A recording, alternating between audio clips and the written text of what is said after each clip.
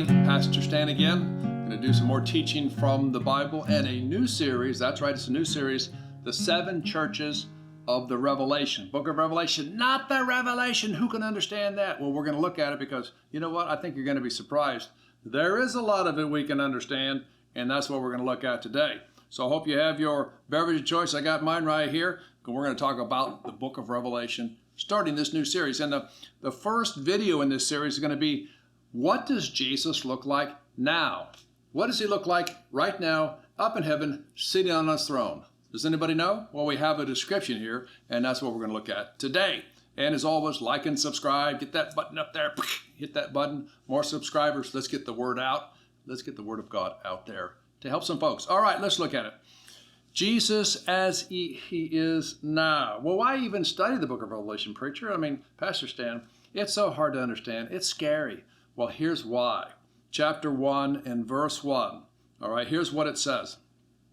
God blesses the one who reads the words of this prophecy to the church, and he blesses all who listen to its message and obey what it says, for the time is near. So there's a blessing with reading it, there's a blessing with hearing it, and there's a blessing with obeying what the words say. So certainly we wouldn't have a commandment to obey what it says if we couldn't understand what it says, obviously. So that's why it's important to study it. That's why we're going to look at, what does Jesus, the first one in the series, what does Jesus look like now? Now, out in the news and other places, media, there's been a lot of talk about, Jesus is like this, Jesus is like that, statues, right? Pictures of Jesus. Well, I'm going to ask you a question. What do you think Jesus looks like on the throne right here, right now? Jesus up in heaven, what does he look like? Does he look like the Jesus you see in practically every church I've ever been in? Either holding the staff with the sheep behind him, or holding the little baby lamb, or sitting and having children around him. Is that what Jesus looks like? Does Jesus look like this? Got his arms stretched out and he's dying on the cross. Is that what Jesus looks like, sitting on his throne up in heaven? Well, we're going to find the answer to that right now. In case you've been wondering, it's going to be different than you may have thought. And then I'm going to ask you another question when we get done with this description. Let's take a look at it.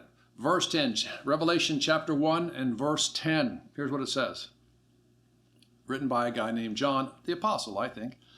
It was the Lord's day, and I was worshiping in the Spirit. Suddenly, I heard behind me a loud voice like a trumpet blast. It said, "Write in a book everything you see, and send it to the 7 churches in the cities of Ephesus, Smyrna, Pergamum, Thyatira, Sardis, Philadelphia, and Laodicea." When I turned to see who was speaking to me, I saw 7 gold lampstands, and standing in the midst of the lampstands was someone like the Son of Man. He was wearing a long robe with a gold sash across his chest. His head and his hair were white like wool, as white as snow, and his eyes were like flames of fire. His feet were like polished bronze, refined in a furnace, and his voice thundered like mighty ocean waves.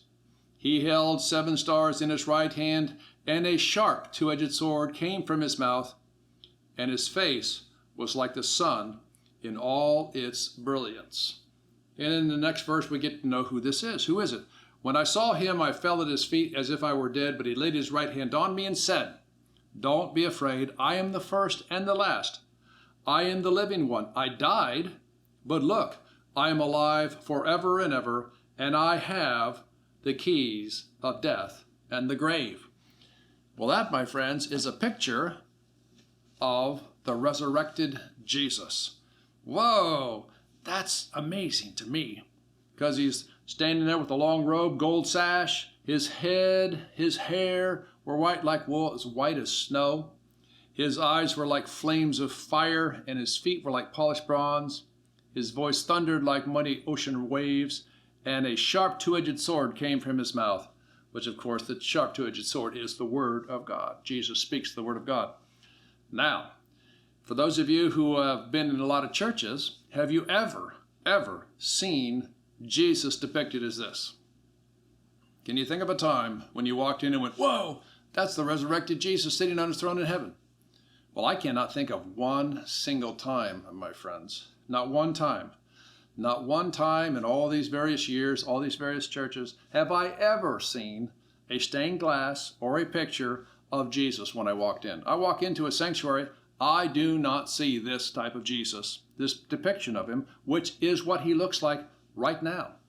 Now, let me ask you, why do you think that is?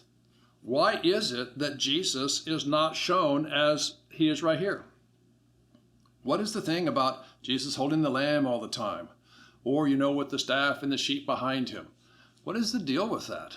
That's what we see over and over and over again, but we don't see him like this, and this is what he looks like right now. Well, I've got a couple thoughts on that, as you might imagine. The first thought that I have is that people generally do not like accountability. People do not like to be told what to do. They just don't. And the Word of God says you must be born again. You must serve the Lord with all of your heart, soul, mind, and strength. You must love your neighbor as yourselves. You must love your enemy, right? All those commandments that Jesus gave us, wow, we just don't like to be told what to do in our carnal self. And then even after we're born again, we still resist the voice of God because my flesh battles against me, doesn't want to do it. Well, if you walk into a church and the church does not have Jesus as the center of its life and its fellowship, well, naturally, they're going to turn Jesus into what they would like him to be like. And I think basically people like Jesus to be non-threatening. The soft Jesus, the non-threatening, the non-scary Jesus. But if this is what Jesus looks like right now, how is it that he is not depicted like this amongst his followers? Why do we opt to the other one? Well, I don't like accountability, for one thing.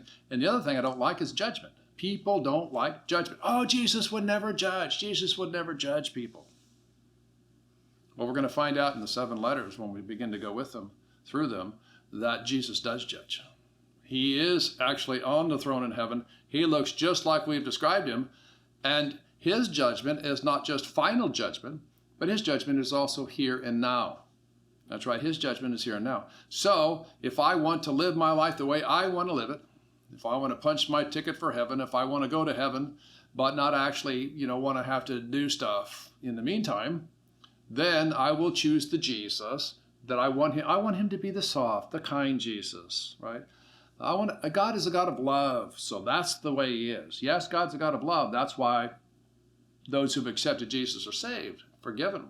But Jesus is also a God of justice, and justice upon his enemies, justice, if you will, even upon his own people who refuse to serve him. So Jesus is both. He is a God of love, and he is a God of justice. And I never want to forget that.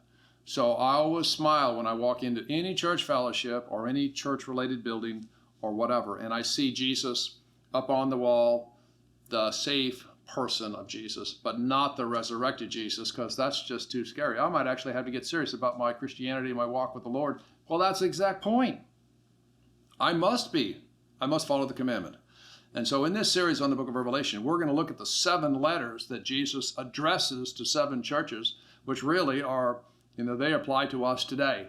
And we're going to find out what he says, and then we're going to work towards obeying what he says so that we'll all be blessed.